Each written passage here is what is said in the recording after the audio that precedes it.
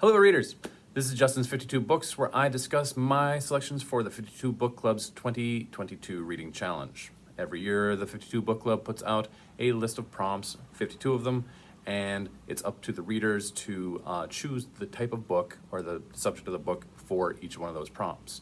This week is week 10, and I'm talking about prompt 46, a book with a job title in the title. And the selection for this week is The Exorcist by William P Blatty, written in 1971.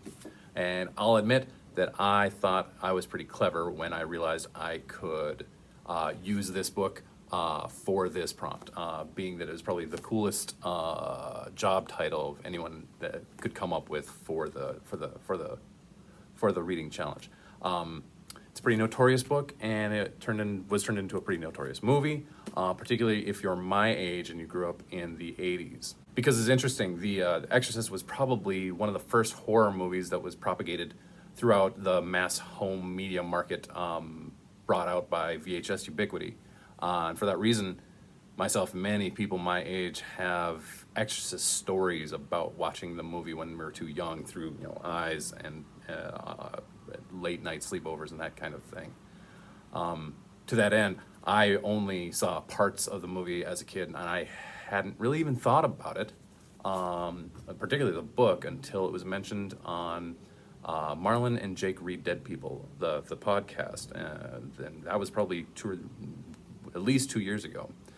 And so I'm glad that Marlon James mentioned it on his podcast, because that got me thinking, I should read it, and that's why it was on my to-read list when the prompt came up.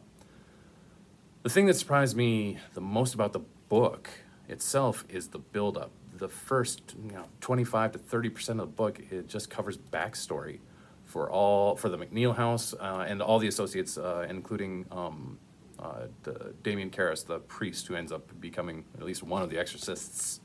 There's almost no horror, and actually kind of very little foreboding. It's just slice of life stuff, laying out these characters and their lives and their situations. And I think the premise behind the big build-up is have kind of narrative ammunition later on down the road that the author can use to terrorize the characters with. And that's a cool idea, and it ends up being a cool effect. However, it means that there's this pretty big slog at the beginning of the book, and if you're a modern horror reader, rather than a horror reader from 50 years ago, that can be kind of tough to get through.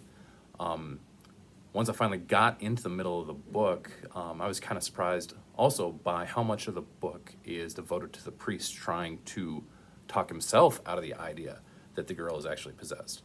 And I found that interesting, that there are moments in the book where you can try to convince yourself that the possession is all in the girl's mind, you as the reader.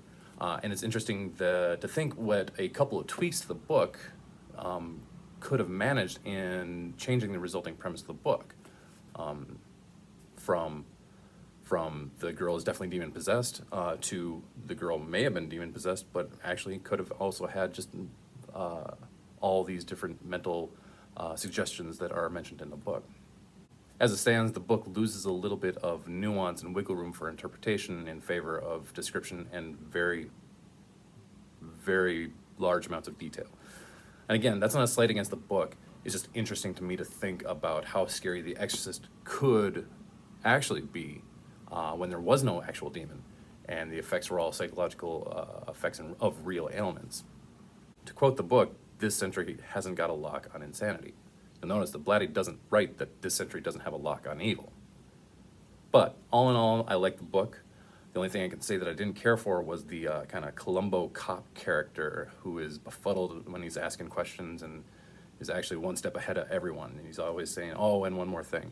And I guess he's in the book to create a sense of urgency and time sensitivity, because if he figures out the actual crime that's committed, then he will take Reagan away, I guess. But I don't think the book really needs that. The terror of the possession, or even the perceived possession, creates its own immediacy. You could cut out 10% of the just one more thing moments, and I think the book might be better for it. But all in all, I think it's probably a fairly paltry complaint. I know I have the physical book here, but I actually did listen to this on audiobook. And if anyone was interested, the audiobook version of this is read by the author, and it's actually pretty good. I usually don't care for authors reading their own works because they try to perform it a little bit more than my reading would like. I just want the words read with diction rather than performed. But Blatty does a pretty good job, and the characters, particularly the demon, requires a little bit of performance. So I thought I'd bring that up for other 52 book club readers, as that's one of the prompts as well in 2022.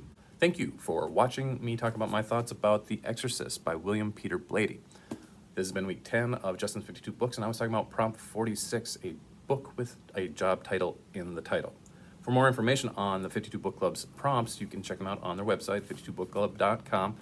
You can check them out also on Facebook and Goodreads. You can check me out on Goodreads and Storygraph under the heading Justin's 52 Books.